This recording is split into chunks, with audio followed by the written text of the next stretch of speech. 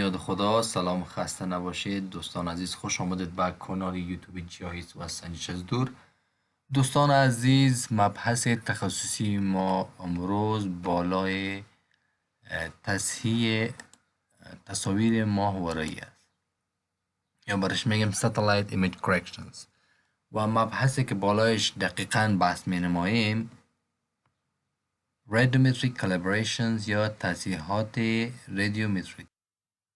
تصحیحات رادیومتریکی دوستان عزیز در کانال مختلف شما میبینین که مستقیم میرن بالای سافت و تصحیحات رادیومتریکی را انجام میدن. و بعد دوستا و شاگردان از ما سوال نموده بودن که خود رادیومتریک چطور با وجود میاد، یا زمان تصحیح میکنیم رادیومتریک چگونه رادیومتریک خودش با وجود میاد که تصحیح ما بارش انجام میده. خب دوستان عزیز، در کل رادیومتریک کالیبریشن ما با استفاده از سافتویر ENVI ورژن 5.6 استفاده میکنیم و رادیومتریک کالیبریشن ما شامل خود رادیومتریک کالیبریشن چی است، چگونه با وجود می آید و پنجره رادیومتریک کالیبریشن با دیتیل با توضیحات بیشتر در این قسمت ما بالاش بحث میکنیم و همچنین بخش عملی که در خود سافتویر یک تصویر ما بالاش رادیومتریک کالیبریشن انجام میدیم. دوستان عزیز، هر نوع سوال، پیشنهاد، انتقاد باشد از این راه‌های ارتباطی با ما در میان بگذارید و دوستانی که جدیداً با کانال ما ملحق شده است لطفاً فراموش نکنید دکمه سابسکرایب را فشار دهید و همچنان میتوانید آموزش را با دوستان تخصصی و نیز دکمه لایک را فشار دهید. دوستان عزیز، اگر شما علاقمند بودین که آموزش نقشه برداری یخچال ها با تصاویر ماهواره‌ای یکی از آموزش های خودم است که در سایت اکادمی سنجش از دور کشور ایران به نشر رسیده است. در این قسمت لینکش یا سایتش شما زمانی که وارد شوین یا بنویسین آموزش نقشه برداری یخچال ها با تصاویر ماهواره‌ای یا عبدالغیر شکوری بنویسید، آموزش میآید و آموزش شما میتونین برای خود نیز تهیه نمایید. خب دوستان عزیز، یک سوال اینجا، خطای رادیومتریکی چیست؟ یک چند لحظه ویدیو رو شما استاپ بزنین، تمرکز کنین، فکر کنین که خود رادیومتریک چیست، چگونه به وجود میاد. عاملی که باعث ایجاد خطای رادیومتریکی میگرده چی است؟ یک گزینش خطاهای ناشی از خود سنسور یا ماهواره است. برای مثال دوستان عزیز، لنسد هفتم در سال 2003 زمانی که تصویر برداری میکرد به شکل خط گپ به وجود می آورد. او گپ ها یا مو خلاهایی که در لنسد هفته است یکی از خطاهای رادیومتریکی است که ناشی از خود سنسور یا ماهواره است. دوم، خطاهایی که خطای اتمسفری است که خطای اتمسفری شامل شیب، توپوگرافی، جهت شیب زمین بوده میتواند. حالا خود خطای رادیومتریکی چی است؟ خطای رادیومتریکی یعنی خطاهایی که در خصوصیات طیفی تصویر ماهواره‌ای ایجاد می شود. هر خطایی که در خصوصیات طیفی تصویر ماهواره‌ای ایجاد شود خطای رادیومتریکی است. مثلا زمانی که امواج الکترومغناطیسی به ما میرسد طبعا او از فرایند گسلش، بازتاب یا پخش به سنجیده میرسد و این طیف زمانی که به ما میرسد به وسیله جو یا اتمسفر با تغییرات نیز همراه است.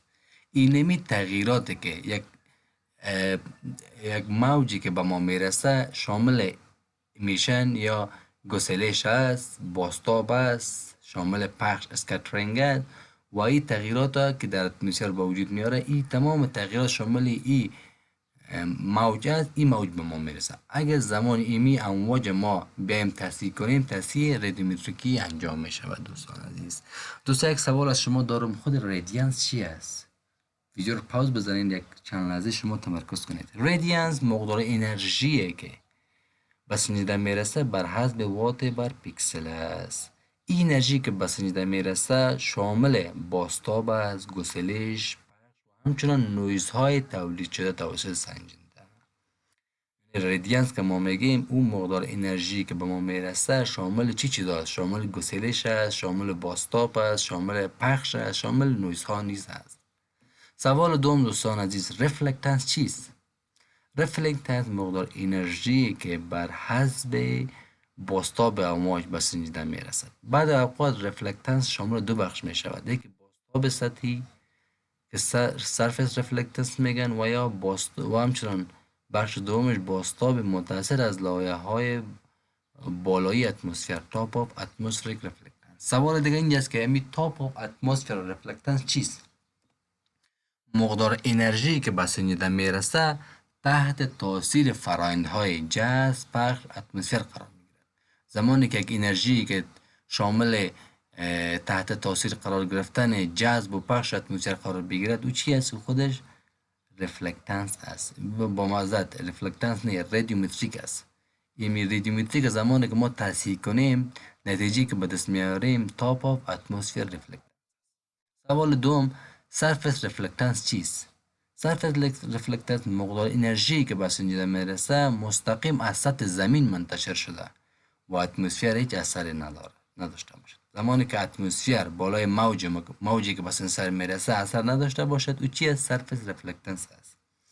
زمانی ما میتونیم سرفیس رفلکتنس را به دست بیاریم که تصحیح اتمسفری را بالای تاپ آف اتمسفر رفلکتنس یا بالای رادیومتریک انجام بدیم. زمانی که تصحیح اتمسفری را بالای رادیومتریک انجام بدیم به ما سرفیس رفلکتنس به وجود می آید.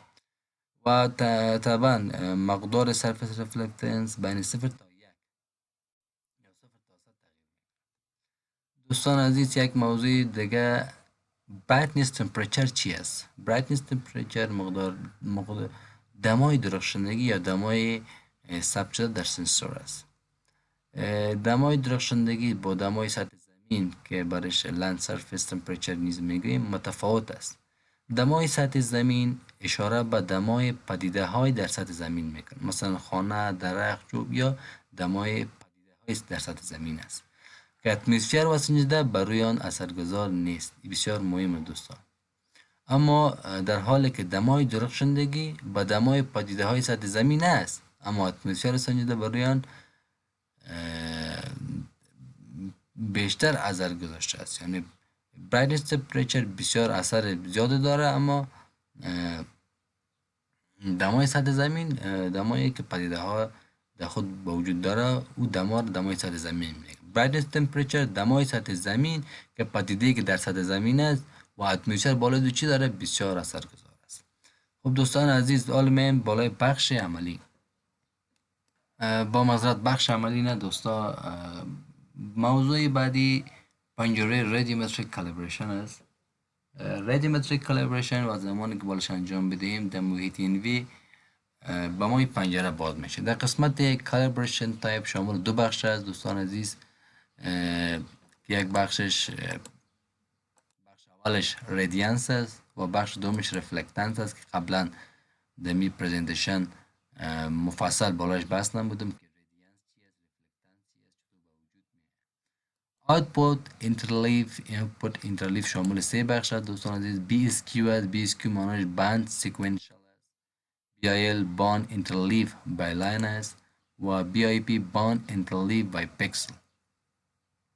که ما به طور اتومات BSQ را باند سیکونشال برای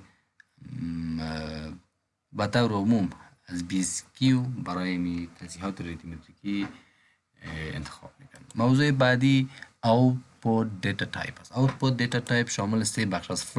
flatting point است.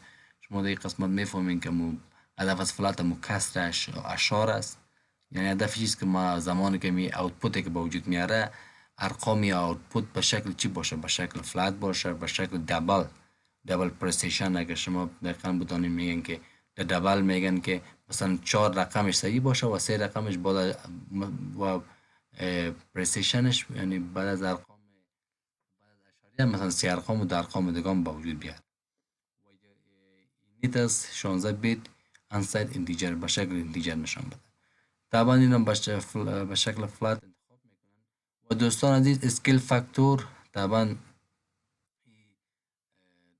اثرگذار بالای رادیومتریک کالیبریشن شماست. هر چقدر مقدارش بالا باشه بهتر است، اما یک زمانی که زیاد مردم ساینتیفیک پرسن استفاده کردن ارقام یا دیجیت یک انتخاب کردن. اپلای فلش ستینگ فعلا نمیدانیم. زمانی اگر بخواین شما امی رادیومتریک کالیبریشن بالایش تصحیح اتمسفری انجام بدین از طریق فلش، باز اپلای فلش ستینگ انجام میدین. در قسمت اوتپوت فایل نیم امی اوتپوت ما در کجا ذخیره شود.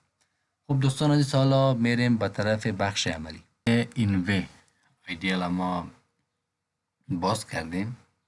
در قسمت دیتا منیجر بالی پوشه اوپن کلیک کرده. تصویر از قبل ما اوپن داشتیم، یک تصویر لنسد سال 2008 سال 2000 است. ما در این قسمت تنها فایل MTL اوپن میکنیم و تصویر به شکل اتوماتیک ظاهر میگرده. خب دوستان تصویر ظاهر شد. شما میبینید در این قسمت مولتی اسپکترال باندا همچنان هستن. باند پانکروماتیک است، کروز است، ترمال است و پولیتی بانک است. خب دوستان عزیز ما تنها بالای باند فعلا بالای باند مولتی اسپکترال تصحیحات خود انجام میدیم. این تصویر ماست. خب ساعات مختلف است، میتونیم بعد ساعات شما این انتخاب کنیم. خب این قسمت و در قسمت تول باکس ما تایپ میکنیم که رادیومتریک کالیبریشن. رادیومتریک کالیبریشن با دبل کلیک میکنیم و پنجره میگه کدام دیتا. ما میگم تنها دیتای مولتی اسپکترال. در اسپیشال سبسیدش میتونید شما منطقه را مشخص کنید کدام منطقه. مثلا میشه بگید که این منطقه تنها به ما سبسید کنه و اسپکترال سبسیدش هم میتونیم شما حتی تعداد باندار را مشخص کنید، بگید که باند اولش نباشه، باند بلو نباشه. برای فعلا میگم اوکی، بازم میگم اوکی. خب کالیبریشن تایپ ما فعلا ما بالای رادیانس انتخاب میکنیم. BSQ باید دیفالت باشه، فلات دیفالت تمامش دیفالت میگذاریم. قبلا در پرزنتیشن بیان کردیم و در اوتپوت فایل نیم کلیک میکنیم. ما فایل نیم خب ما اینجا به نام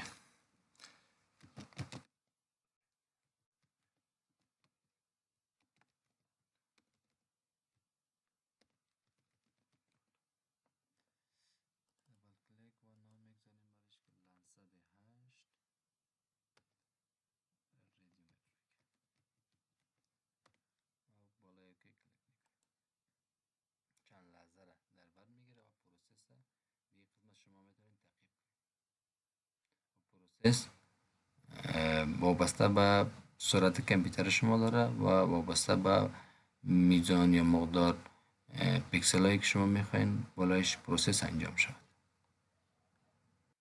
خب دوستان عزیز پروسس انجام شد. تصحیحاتی که رادیومتریک را بالای محوطه‌ای که ما انتخاب کردیم انجام میکنه، انجام داده است. شما میتونید هم تغییرات ببینید که چی تغییرات داره.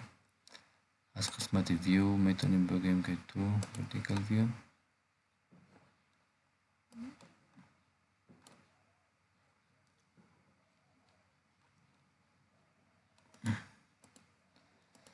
ما همچنان از طریق ویو میتونیم بگیم که لینک ویوز میتونیم هر دو پنجره را لینک بدیم.